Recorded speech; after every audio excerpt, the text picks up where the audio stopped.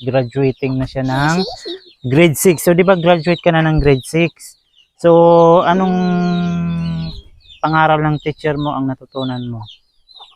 Ang paggalang. Tama. Tama naman pala talaga siya. So, yung, di ba, graduate, unang garland niya ay ito. Hoy, itakabit mo na siya. Dali. Yan yung una niyang garland. Ayan. So, ako sa dalawang garland. Pa-picture muna kayo ganyan. Ayan. Wait lang picture. Okay.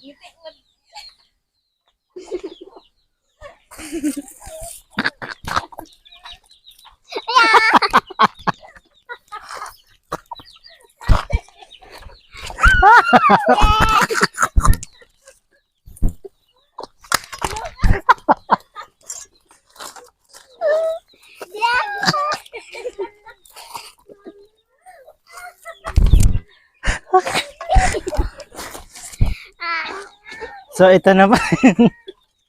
Kompleto na po yung yung